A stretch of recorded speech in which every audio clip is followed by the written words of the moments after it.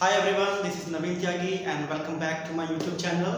और गाइस, आज हम बात करेंगे प्रेजेंट कंटिन्यूअस टेंस के बारे में। It's very interesting topic, really I am telling you. So guys, just let get started. So guys, आज हम बात करेंगे प्रेजेंट कंटिन्यूअस टेंस के बारे में।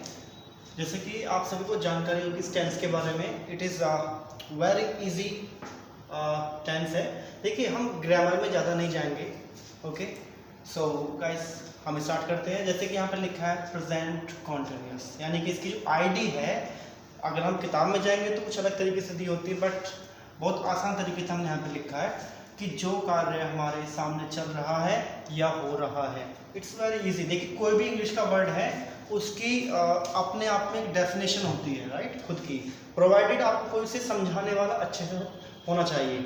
जैसे कि प्रेजेंट का मतलब होता है करंट टाइम, राइट, और कॉन्टिन्यूस का मतलब होता है गोइंग ऑन, यानी कि जो काम चल रहा है, यानी कि वर्तमान में जो कार्य जारी है या चल रहा है।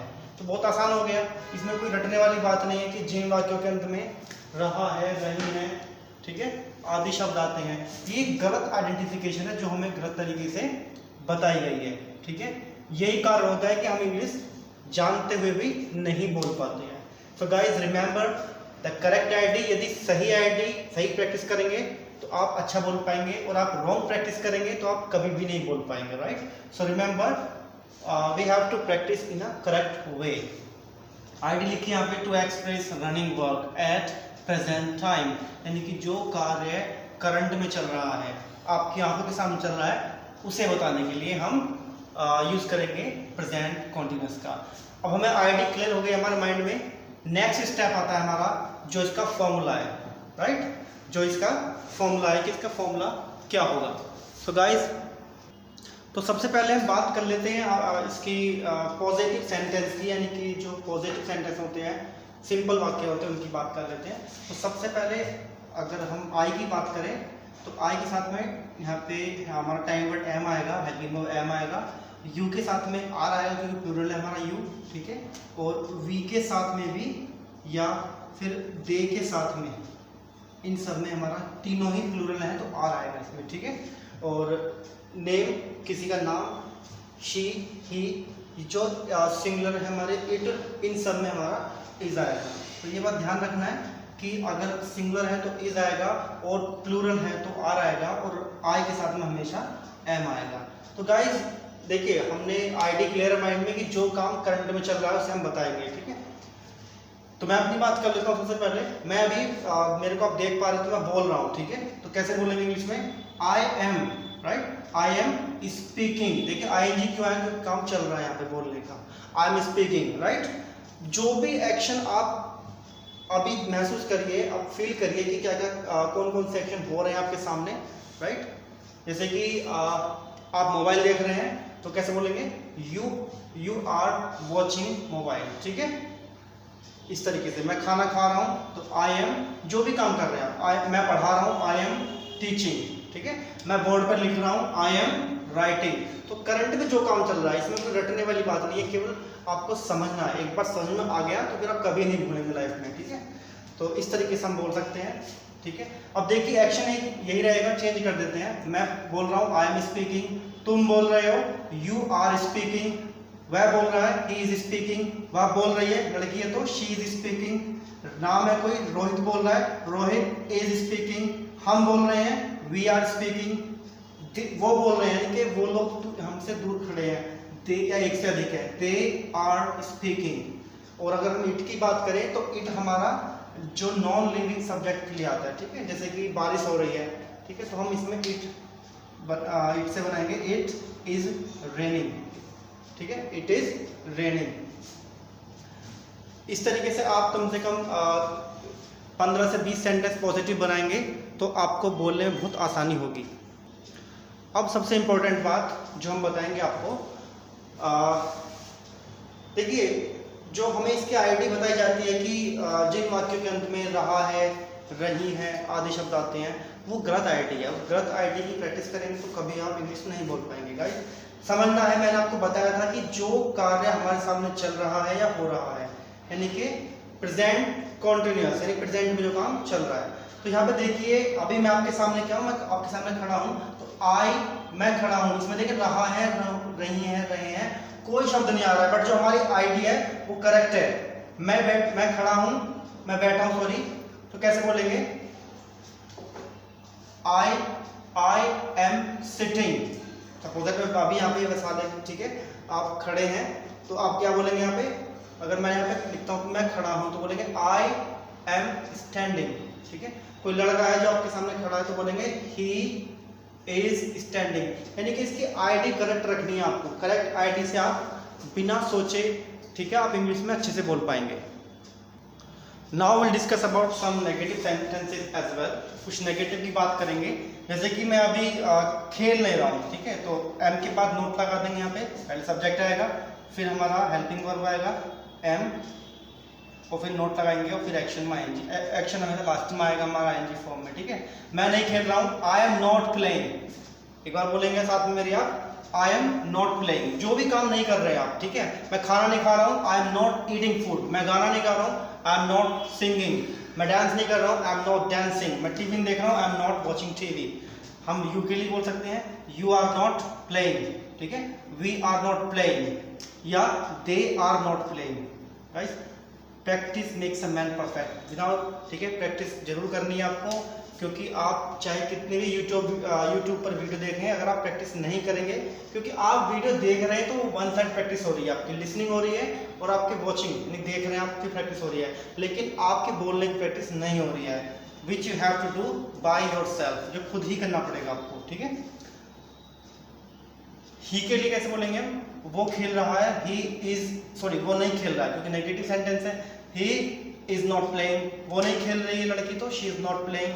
नाम है, टॉम नहीं खेल रहा है, Tom is not playing, right. और बारिश नहीं हो रही है, मैंने पहले बताया था बारिश वाले वाक्य के लिए जो मौसम संबंधित सेंटेंस होते हैं उनमें इट का यूज करते हैं सब्जेक्ट के लिए, it is not raining, right. So next simple हमने कवर किया है negative. Now will move to interrogative.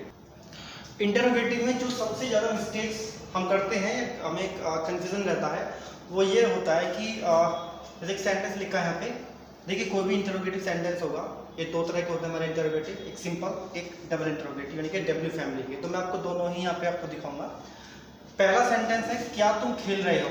देखिए पहले समझिए कि इंटरोगेटिव होता क्या है। इंटरोगेट का मतलब होता है पूछना, ठीक है, यानी कि आप किससे कुछ पूछ रहे हैं और उसका जो जवाब है वो यस या नो में आएगा, यस या नो टाइप भी बोलते हैं इसे, ठीक है।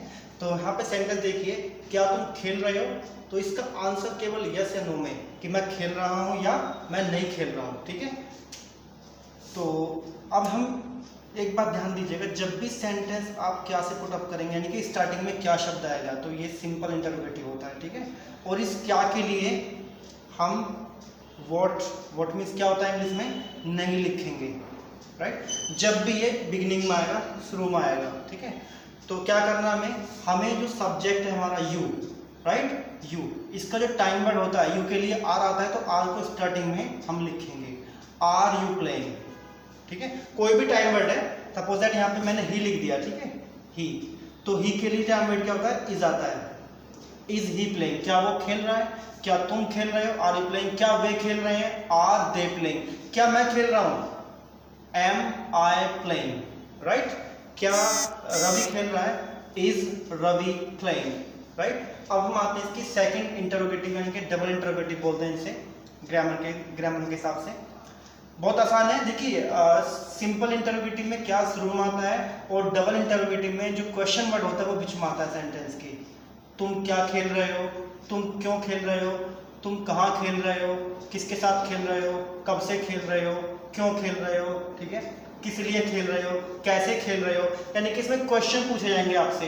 इस क्वेश्चन जो क्वेश्चन वर्ड होगा, अब यहाँ पे हमारा वो लिखना पड़ेगा, यानी कि क्या बीच में आ रहा है, तो क्या की इंग्लिश व्हाट होती है, अब हमने शुरू में यहाँ पे लिख दिया व्हाट, ठीक है। फिर हमारा हेल्पिंग वर्ब आएगी व्हाट आर, फिर सब्जेक्ट आएगा what are you playing, action last में ही रहेगा हमारा। इसकी कुछ प्रैक्टिस कर लेते हैं सेंटेंस की बनाने की।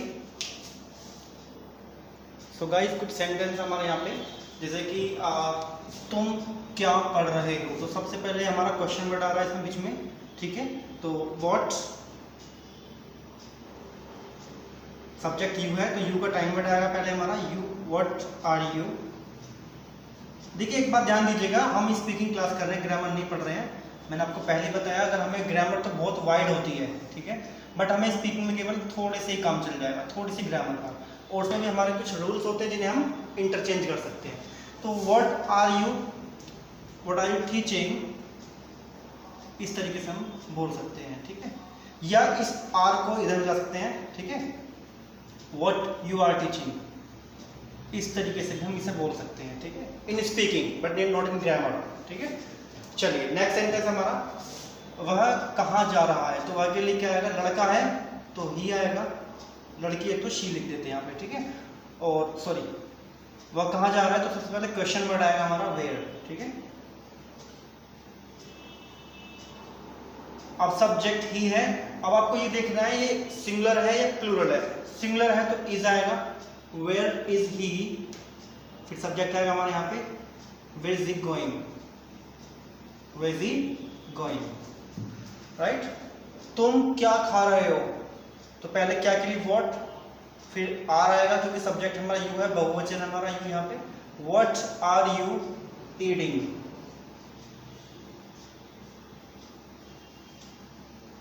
So guys, hope you have understood this topic.